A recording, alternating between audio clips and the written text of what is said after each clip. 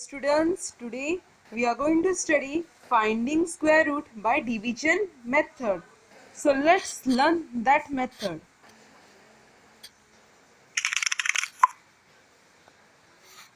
There are two ways to solve for the square root of a number. We can either use a calculator, of course, everybody would love to use this option, and the other way is to solve it manually. Manually too, we can solve it in two different ways. One, by using the prime factorization method, which we have already seen. We split the number to its prime factors and then choose one number from each pair. The other method, which we will look at in this video, is called the long division method. The name sounds fancy, but don't worry, if you follow the steps given in this video, you will never go wrong. But why can't we just use prime factorization every time? Well, if the number is large, it will take us a lot of time to reduce it to its prime factors, and the chances of going wrong are very high. Hence, prime factorization is useful only for small numbers. And for large numbers, we can use the long division method. Let's solve a couple of examples to understand how the long division method works. Look at the number 8281.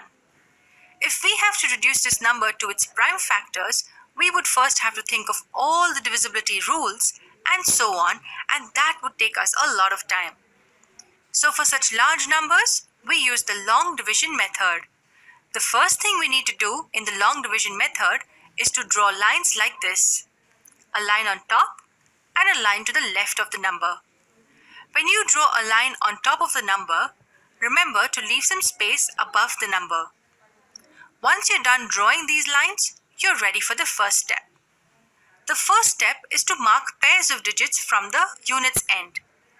The unit's end is the number 1. So we mark pairs of digits from right-hand side.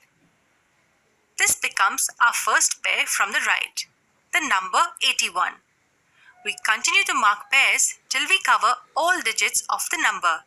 The next pair will be 82. So the first step was simple. We just mark pairs from the right, which gives us two pairs, 82 and 81. Now we look at the first pair from the left, which is 82. In the second step, we have to find the perfect square which is equal to or lower than 82. Since 82 is not a perfect square, we choose the perfect square lower than 82. The perfect square just lower than 82 is 81. Even 64 is a perfect square lower than 82, but remember, we always choose the one which is closest. We know that 9 squared equals 81. We just found out the most crucial number. It's the number 9. 9 is basically the square root of the closest perfect square. We write the number 9 here to the left of the number. This was actually the most important step of the long division process, to find the first number. The next step is one of the easiest steps, but it's a step where most of the students get confused. The step says multiply above and add below. But what do we multiply and what do we add? It is the same number, 9. Let's focus on multiplying above first. We multiply 9 with 9 and write the product here. So the 9 you are multiplying is written on top. Now let's come to add below.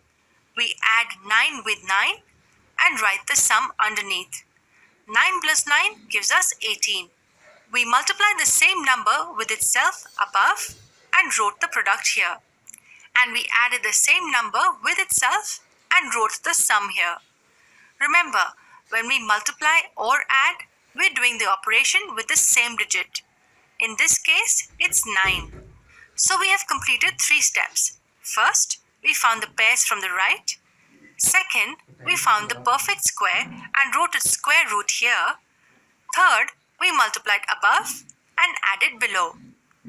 If you observed it well, you could see that I have left some space next to the sum of 9s. That space is kept for the box. So we draw an empty box here, and inside this box we will be writing some digit. Our next aim is to find this digit. The next 3 steps are super simple. We just subtract the product from the number above it. The product we got was 81. The number above it is 82. We subtract 81 from 82 and get 1. And then we get the next pair down. The next pair is 81, so we write it next to 1. Then we draw the same box above and below. Above, we draw it next to 9, and below, we draw it under the original box. The digits contained in each of these boxes are the same.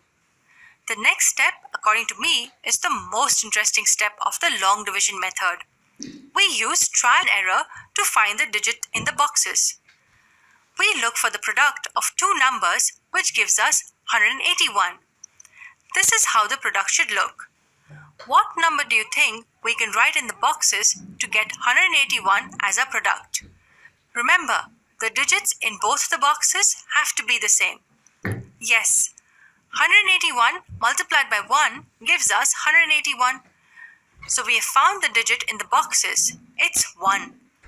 After we find this digit, we go back to the third step and follow the same procedure. Multiply above. So we write a 1 and a 1 in these two boxes and get the product of 181 and 1 as 181. Then we add below. We add 1 to 181 and get 182. Then we subtract the product from the number above it. So we subtract 181 from 181 and get a 0. The moment we get a 0 here and there are no more pairs left, we are done. But wait, where's the square root of 8281? Well, it's the number you got on top. It's 91. The square root of 8281 is 91. Trust me, it's not difficult. It's just a little lengthy. Let's review what we just did. We marked pairs from the unit's end, which gave us two pairs, 82 and 81. Then we choose a perfect square which is equal to or lower than the leftmost pair, 82. We found out that 81 is the closest square. We write its square root to the left. Then we multiply it above. 9 multiplied by 9 equals 81. And added below, 9 plus 9 equals 18. And with 18, we leave space for one more digit. Then we reach the three simple steps. First, we subtract the product. 82 minus 81 gives us 1. Second, we get the next pair down. And then we draw the same box above and below, which will contain the same digit as the original box. And to find the digit in the boxes, we use trial and error and get 181 multiplied by 1 as 181. So the number in the box will be 1. After we find the number in the box, we go back to the third step. We multiply above. 181 multiplied by 1 gives us 181. Then we add the same digit below. 181 plus 1 equals 182. Then we subtract the product. 181 minus 181 gives us 0. And since there's no pair left, we stop and get the square root as 91. Remember, inside the two lines, we always subtract, and outside, we always add. To get a better idea, see the second part of this video in which we have solved for the square root of another number using the same procedure.